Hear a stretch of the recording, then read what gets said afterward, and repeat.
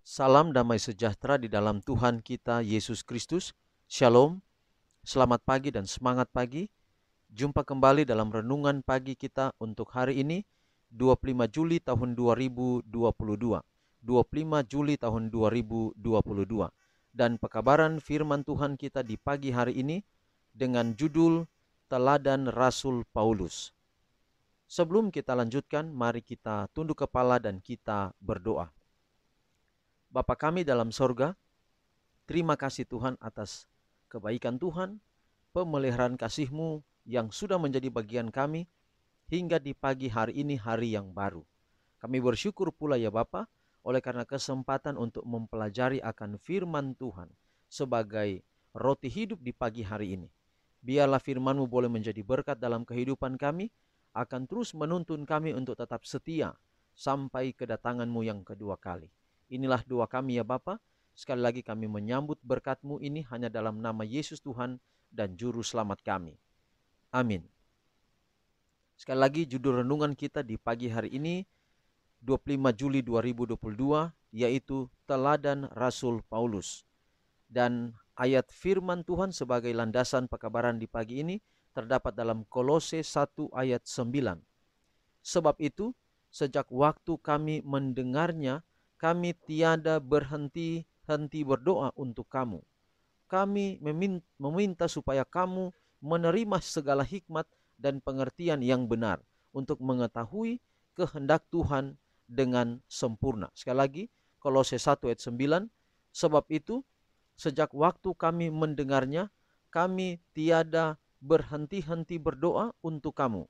Kami meminta supaya kamu menerima segala hikmat dan pengertian yang benar untuk mengetahui kehendak Tuhan dengan sempurna. Kolose 1 ayat 9.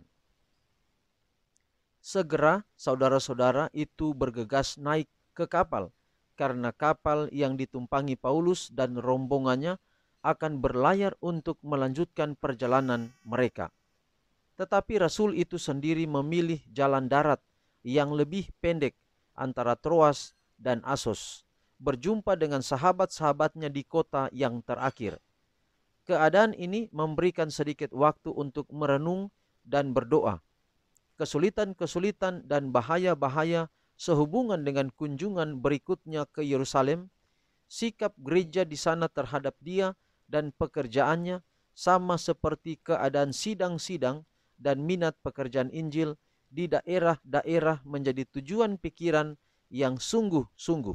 Ia mengambil kesempatan istimewa untuk mencari Allah bagi kekuatan dan bimbingan. Berdoalah di dalam kamarmu, demikianlah pula ketika engkau berangkat menuju pekerjaanmu sehari-hari. Biarlah hatimu sering diangkat kepada Allah. Dengan cara demikian, Henok berjalan bersama Allah. Doa sendirian ini naik bagaikan aroma yang harum di hadapan tahta kemurahan. Setan tidak dapat menaklukkan orang yang hatinya selalu berharap pada Allah. Tiada tempat dan waktu yang tidak cocok untuk menghadapkan suatu permohonan kepada Allah. Tiada sesuatu yang dapat mencegah kita dari mengangkat hati kita di dalam doa yang sungguh-sungguh. Di jalan-jalan yang ramai, di tengah segala kesibukan bisnis, kita dapat melayangkan sebuah permohonan kepada Allah. Memohon bimbingan ilahi seperti yang telah dilakukan Nehemia ketika dia mengadakan permohonan di hadapan Raja Artasasta. Satu hubungan yang intim dapat diadakan dimanapun kita berada.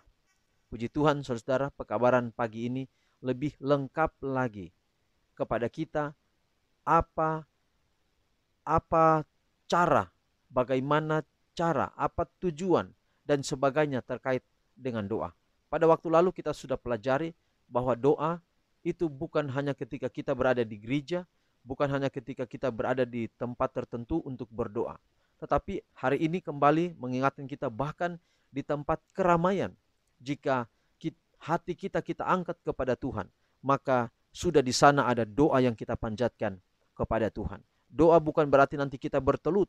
Doa bukan berarti nanti ketika kita pergi ke taman seperti Taman Getsemani di zaman Yesus. Tetapi doa adalah hati kita yang terkoneksi selalu dengan Tuhan. Jadi doa, definisi doa yang kita dapatkan selama beberapa waktu pekabaran firman Tuhan hingga di pagi hari ini, doa adalah benar, nafas hidup, nafas kehidupan. Sama seperti saudara tidak akan hidup kalau saudara tidak bernafas. Demikian pula dengan doa. Saudara tidak akan hidup secara rohani tanpa doa. Maka marilah sebagai tantangan kita pada pagi hari ini, apakah kita mau terkoneksi terus dengan Tuhan atau kita mau putus hubungan dengan Tuhan? Mari arahkan pikiran kita selalu kepada Tuhan. Itu adalah doa. Dan jika demikian, maka kita akan selalu ada di dalam, kita merasakan kita berada dalam satu yang sebut dengan kita berada di dalam kebaikan Yesus. Kita akan merasakan kebaikannya dalam kehidupan kita. Pagi ini contohnya adalah Rasul Paulus. Bagaimana dia selalu memiliki koneksi dengan Tuhan melalui doa. Apapun yang dia hadapi, tantangan apa saja yang ada di depannya, dia boleh maju oleh karena hatinya selalu terkoneksi dengan Tuhan. Biarlah pekabaran di pagi hari ini akan menjadi berkat yang besar di dalam kehidupan kita semua. Mari kita akhiri pekabaran di pagi ini dalam doa. Kita berdoa. Bapa di surga, terima kasih atas berkat Allah yang ajaib di dalam kehidupan kami. Tuhan sudah pelihara kami hingga pada saat ini. Kami bersyukur ya Bapa, oleh karena firman Tuhan yang ajaib yang boleh kami dengar pada saat ini. Biarlah ini akan memberikan kami pemahaman, tetapi juga memberikan kami kekuatan bahwa datang kepada Tuhan kapan saja, di mana saja situasi kami berada. Kalau hati kami diangkat terkoneksi kepada Tuhan, maka itu adalah doa yang tidak berkeputusan. Biar ya Bapa, kami boleh mempraktikkan dan disanggupkan untuk menghidupkan pekabaran di pagi hari ini. Hamba berdoa untuk pendengar renungan pagi di mana saja berada. Tuhan memberkati, kiranya berkat-berkat firman Tuhan yang selalu didengar setiap hari, bahkan sampai hari ini, akan menjadi bekal, akan menjadi berkat, akan menjadi makanan, menjadi kekuatan sepanjang kami hidup hari ini, bahkan sepanjang kehidupan kami di hari-hari yang akan datang. Berkati channel ini, biarlah semakin maju untuk kemuliaan bagi nama Tuhan.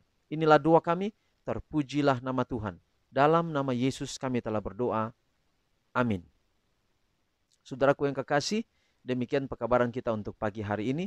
Sampai jumpa besok. Tuhan memberkati kita semua. Shalom.